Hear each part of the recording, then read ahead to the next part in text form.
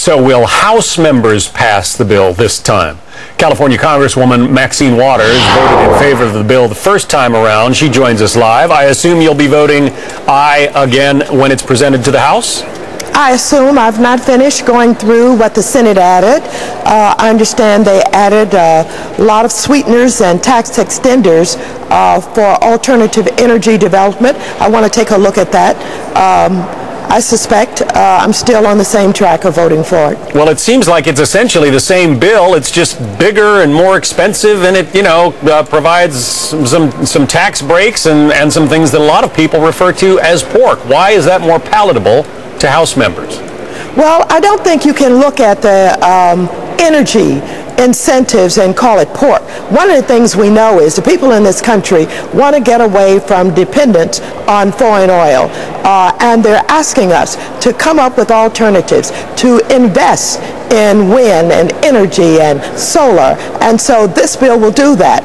As a matter of fact, the essence of what they put in had already been passed by the Senate back in September, so I don't think you can call this pork. But, the problem is, I guess, in counting the votes here, you've added some things. I'm saying the Senate has added some things that some House members will like, but is there a danger that you're going to leave some House members shaking their heads? I mean, even the Democratic leader, Steny Hoyer, has expressed some reservations about some of the things that the Senate bill has included.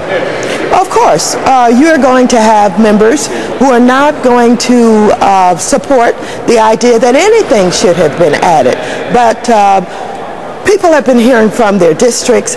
They understand that the credit is tightening up. People are not able to buy cars. It's harder to buy a house. Many of the small businesses can't get the short-term loans to make their payroll. So more of that information is coming in.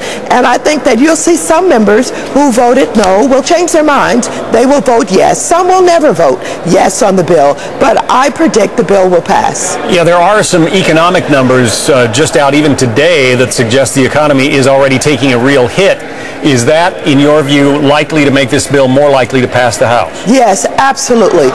Those things that I've just alluded to are becoming real to the average person.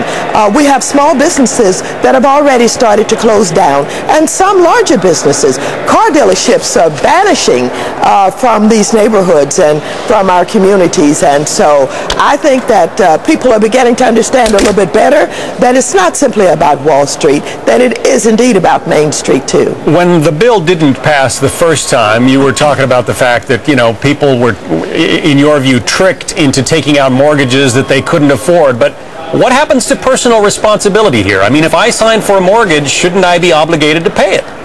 Oh, you certainly should. And I talked about people who were lured into these exotic products, the adjustable rate loans and the no documentation loans. And our regulators should have been on top of that.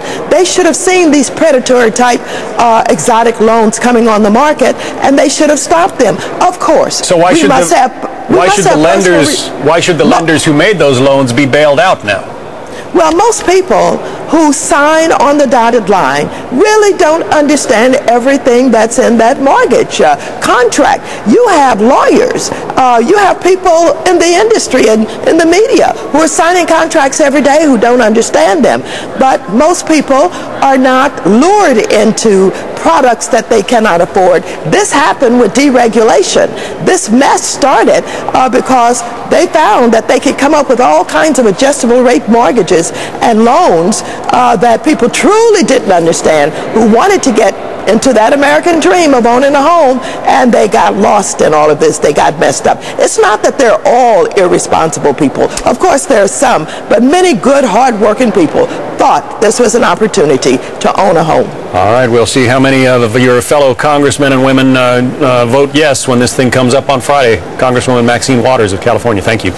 You're welcome.